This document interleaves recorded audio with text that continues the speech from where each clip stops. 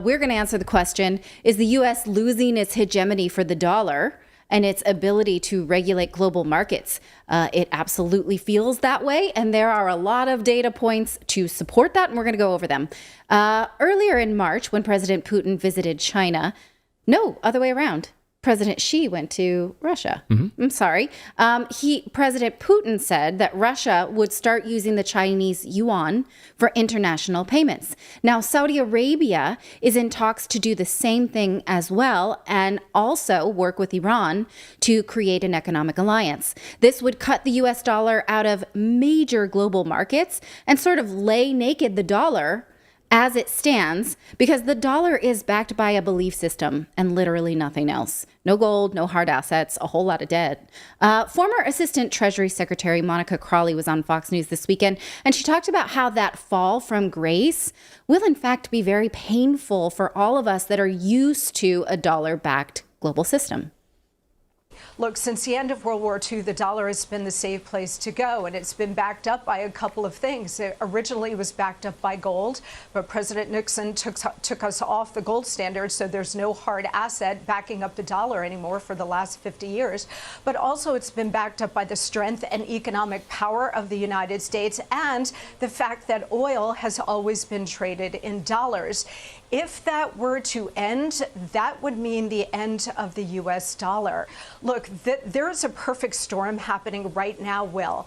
The world's reserve currency being that, having that status has been a real privilege, but we've abused the privilege by wholly reckless monetary and fiscal policies over many years, certainly over the last couple of years, which has really devalued the dollar. On top of that, now you do have this perfect storm of Biden's weakness, his war on American domestic energy production, the Ukraine war, and as you point out, because of all of these things, we've got America's enemies led by China forming a new economic bloc. And all it would take at this point now, because we're at this pivotal moment, Will, is for Saudi Arabia, who has indicated that they're open to this, to say, you know what, we're going to be open to considering other currencies to trade in oil. If that were to happen, there would be a complete implosion of the global economic system, but certainly the American economic system. And if that were to happen, you'd be looking at sky-high inflation, just raging Weimar Republic kind of inflation. If you think inflation is bad now, just wait.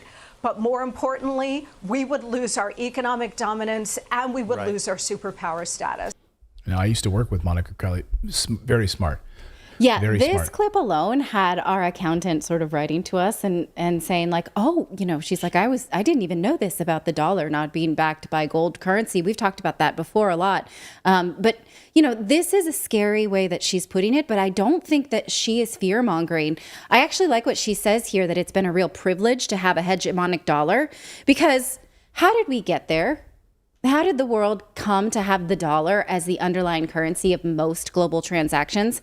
Well, the answer is by cheating. I'm going to tell you a little story. This comes from a very old out-of-print book called The Hidden Hand of American Hegemony. Because it's a real book, it's not in any kind of digital form. I had to take a screenshot of it, and I'm sorry that this looks a little bit too busy. But I want to tell you this story anyway because it's kind of fun and also naughty and also crazy. Okay, did I sell it? Good enough? Naughty and crazy. It's all of those things. So G.K. Chesterton once, I want to start from the second line. In 1974, U.S. Treasury Secretary William Simon was putting Islam through its paces. He flew on a government plane to Saudi Arabia to meet with the Minister of Finance because he was worried about the future of the international financial system and the place of the United States in it. Simon had put an extremely violent video on the in-flight movie system, and he was laughing uproariously while consuming prodigious amounts of whiskey. Alcohol is illegal in Saudi Arabia, though drinking it might seem like the national pastime to a new visitor in the kingdom. Ministers of state are not supposed to roll off their planes drunk, but according to another government official on the trip, this is exactly what Simon did. In 1974, the financial problems facing the U.S. Secretary of the Treasury were enough to drive any level-headed soul to his cups. The federal government was running an ever-increasing budget deficit, and it was Simon's job to finance it. But that year, the Treasury was preempting 62% of the debt markets in this country, and Simon called the cost of paying interest on the national debt just frightening. So he's realizing the economy is about to collapse. He needs to get himself drunk and get on a plane to Saudi Arabia because they can't pay their debts, because the currency is collapsing and they can't even pay the debt on it. At the same time, the price of oil was getting higher and higher. Financial markets are in danger of collapse, partly because of the new inflows of capital from oil exporting nations. The strain could be believed, Simon thought, if the OPEC nations put a larger amount, we're going to flip the page, of their accumulated funds into investment in this country, or if the American public spends less and saves more. Since it was unlikely that President Richard Nixon, while facing impeachment, would succeed in urging the public to spend less and save more, Simon turned to OPEC for funding. And how did that meeting go? I'm going to skip a few paragraphs. Well, his answer to the myriad problems faced by the Treasury and the United States in general, and indeed by most of the world, was to sell bonds. In 1974, Simon negotiated a secret deal so the Saudi central bank could buy U.S. Treasury securities outside of the normal auctions. A few years later, Treasury Secretary Michael Blumenthal cut a secret deal with the Saudis so that OPEC would continue to price oil in dollars. These deals were secret because the United States had promised other industrialized democracies that it would not pursue such unilateral policies. So it was through these secret meetings, drunken, underhanded dudes in secret rooms, deciding that the dollar could no longer compete on the merit, so they had to cheat. I mean, it leaves us all now to wonder, what if the U.S. had competed economically without cheating? Where would we be? Would we be where we are now with sort of an American dominant culture? And I'm not saying it's dominant, but I'm saying there's a perception of it as dominant.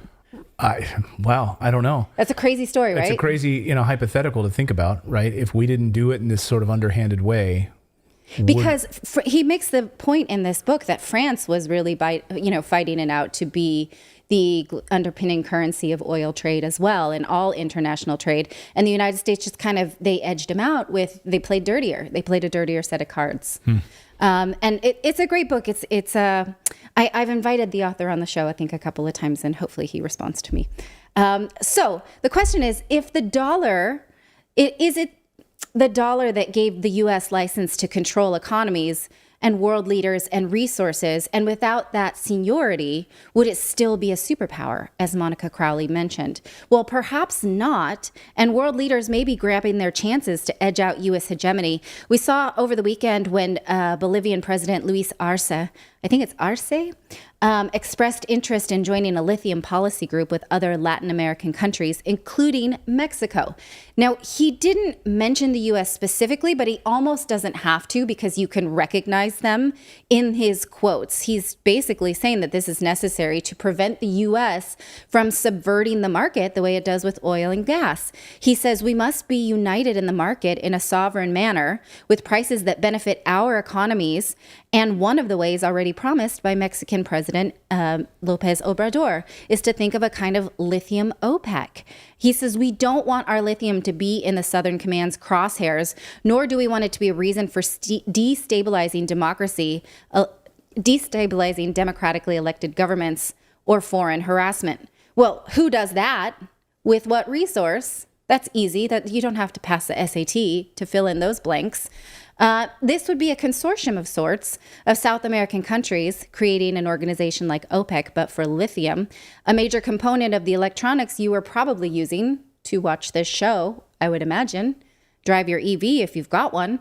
According to Reuters, Bolivia has an estimated 21 million tons of untapped lithium resources, the most worldwide, in an area of sprawling salt flats delineating the so-called lithium triangle that includes northern Chile and Argentina.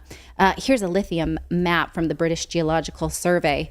The largest producers of lithium are currently Australia, Chile, Argentina, and China. The U.S. only mines lithium in Nevada, even though by some estimates, the U.S. is home to about 4% of the world's lithium reserves.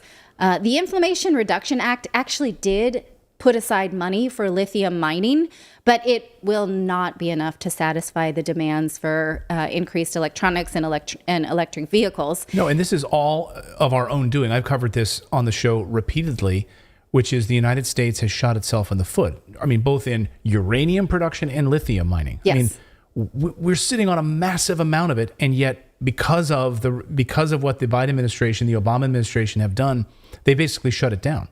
A couple of reasons. That and, well, for the, what's the one you just mentioned? Not lithium. Uranium. For uranium specifically, a lot of it has to do with litigation from environmentalist groups, which, you can't, as a politician, have both things. You can't sort of speak a big game about climate change and then also want to increase production of mining, because climate change religious fanatics is what I want to call them, don't study the nuance. They just refuse. So they think all mining is bad and they won't allow this to happen, but you have to know then that other countries will do it. And so because the U.S. knows that it can't keep up with mining lithium at all, the Inflation Reduction Act provides tax incentives for what's called friend shoring. This was a new word to me. Do you know what friend shoring is? No. It means that manufacturers will receive the tax credits not for mining the minerals themselves, but if 40% of the critical minerals in their EV batteries come from friendly countries. Okay. Any country where the United States have a friendly free trade agreement in effect. So they know we don't have it. And if you get it from a friend, you get incentives, which is incentivizing them to not do business then with Chile and Argentina and Bolivia, China, and all of these other countries that manufacture it. But for lithium, just friending up to Mexico and Canada won't do it. And Mexico may not be game because they may be more willing to start their own consortium with their neighbors to the south instead of, friend shoring with their neighbors to the north that are hostile to them. So that's, one way hegemony is sort of slipping out from under the United States, and if they cannot sort of compete on industry alone, then they need global hegemony, power, clout, right? Well, they're not keeping that either. China is now taking the job of the U.S. In the absence of leadership for peace. Spanish Prime Minister Pedro Sanchez will meet with Chinese President Xi Jinping later in April. He said that he is grateful for President Xi's invitation and willing to speak about his peace plan. Brazilian President Lula da Silva is also going to meet with China in April, proposing a peace club.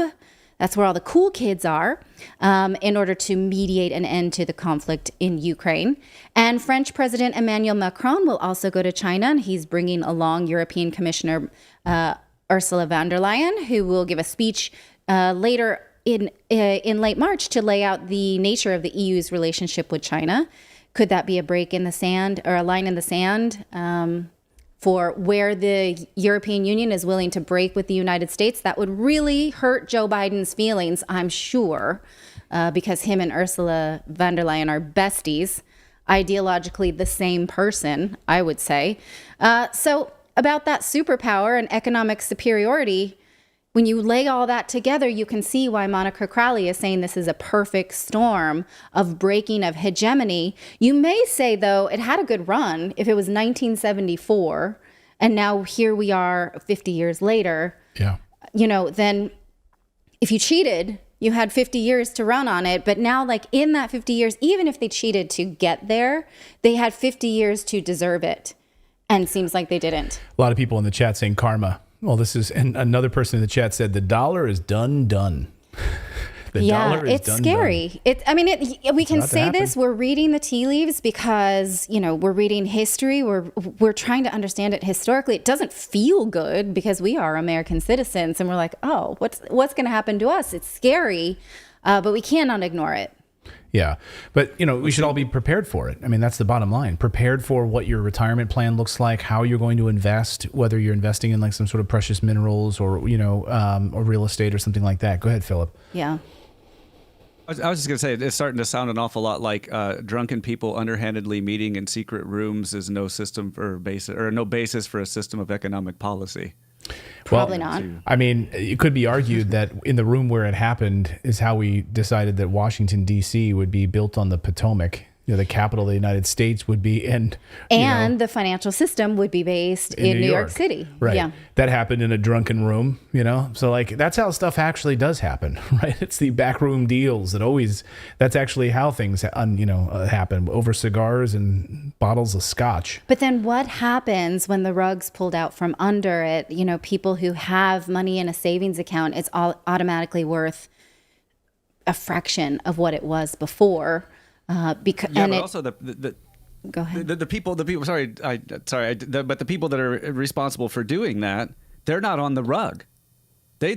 All their assets aren't in the dollar. Their assets are in tangible assets. So when they pull that rug, it's not them that falls. It's everybody else. Yeah. Well, and people aren't prepared for it. I mean, people who are watching this show hopefully are prepared for it. You understand that if your money is tied to the U.S. dollar in a savings account, we're giving you the warning. We've been giving it to you for 2 years on this show. Absolutely. In my opinion, you should not have your family's future tied to the U.S. dollar. It should be something that you're thinking about. How can every day that your money is tied to the U.S. dollar, it's losing value because of inflation and other reasons. But can you position that differently, whether it's buying gold, silver, real estate, crypto, Bitcoin, if that's something you want to do. But for 4,000 or 5,000 years, gold, silver, and real estate have sustained everything. Like that's historical, that's history. Yeah. Right. So just prepare yourself. No government currency in world history has ever survived. They've all collapsed. What makes you think that the US dollar will somehow be different? Like this time? No. So we're watching it in real time happening. So just prepare yourselves, everyone. Thank you so much for watching this segment here at Redacted. We are live every day at 4 p.m. Eastern Time, trying to share the stories that the mainstream media will not cover. You should also come over and join our community of Redacted Rebels over at redacted.inc. That's our private locals community where we can share exclusive content that we simply cannot share here on YouTube. Come over and join the rebellion together right now by going to redacted.inc. We'll see you next time.